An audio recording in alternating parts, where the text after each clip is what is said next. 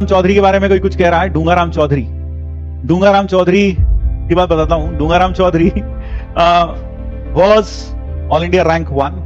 ऐसे बच्चे बता रहे 2002 का टॉपर था वो, ऑल इंडिया रैंक 1 था, ठीक है, he was all India rank 1।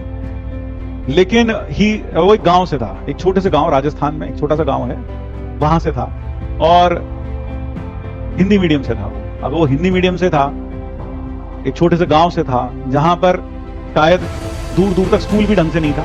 तो ऐसे जगह से डूंगाराम चौधरी था।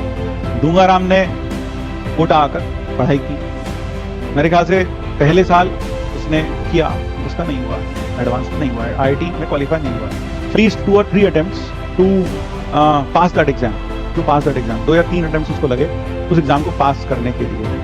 क्योंकि उस वक्त जो था आपके पास नंबर ऑफ अटेम्प्ट्स के ऊपर कोई, जैसे नीट में है ऐसे ही यहाँ भी था, नंबर ऑफ अटेम्प्ट्स के ऊपर कोई पाबंदी नहीं थी, कितने भी अटेम्प्ट्स दे सकते थे। तो शायद उसका 3rd या 4th अटेम्प्ट में, जहां तक मुझे याद आता था 3rd या 4th अटेम्प्ट में हुआ, है ना, ठीक है।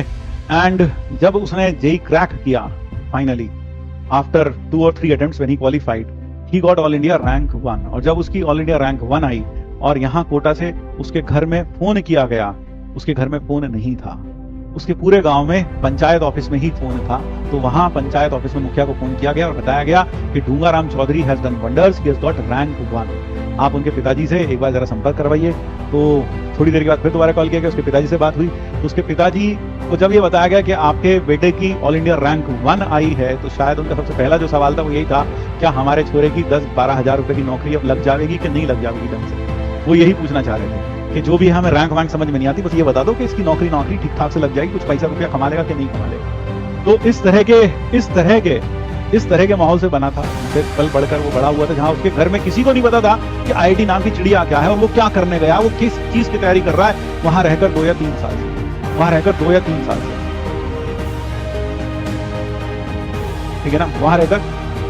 तो इस तरह से जो बच्चे होते हैं, जो ऐसे परिप्रेक्ष्य में बढ़ते हैं जहां मम्मी पापा लगभग बिल्कुल अनपढ़ जैसे हैं, उन्हें नहीं पता है किसी चीज के बारे में। बहुत सारे घरों में ऐसा होता है, मम्मी को नहीं पता, पापा को नहीं पता, लेकिन वो एक अच्छे माता पिता होने के नाते अपना दिलो जान लगा देते हैं आपको पढ़ाने के लिए कि भाई हमें नहीं पता, बस हम तेरे ऊपर आश्रित हैं, हमारी सारी उम्मीदें, हमारे सारे सपने तेरे ऊपर टिके हैं, हम तुझे सारे संसाधन जितना हो सकता है हमारे बस में है, जितना हमारी औकात है, हम उस अनुसार तुझे सारे संसाधन जुटा देते हैं। बेटा बाकी जो तू कर रहा है इसको अच्छे से कर और छोड़ डाल, हमें इतना पता है ये करने के बाद तेरा शायद अच्छा हो जाएगा, बस इतना पता होता है। तो ऐसे बच्चों के कंधों पर दोहरी या तहरी जिम्मेदारी होती है।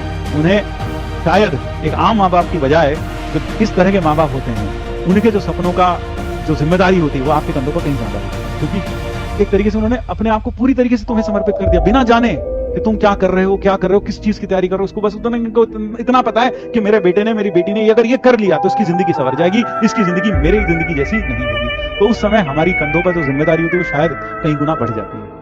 लेकिन सच मानो ऐसे जो बच्चे होते हैं वो दिल से, दिमाग से, दोनों से मेहनत करते हैं और उस हद तक मेहनत करते हैं कि उसे छोड़ के ही छोड़ते हैं। उनको रास्ता बताने की जरूरत नहीं पड़ती। उनको उनकी मजबूरियां, उनको उनकी गरीबी, उनको उनके जीवन में अभाव, यही बहुत होते हैं रास्ता दिखाने के लिए। यही उनके गुरु बन जाते हैं, यही उनको उनके मार्गदर्शक बन जाते हैं और यही उनको उनकी मंजिल तक पहुंचाते हैं। जो उनकी जिंदगी में अभाव होता है, जो गरीबी होती है, जो मजबूरियां होती हैं, यही एक तरीके से उनके सपनों को उड़ान देता है, उनके सपनों को फ्यूल देता है ताकि वह अपने मंजिल तक पहुंच सके।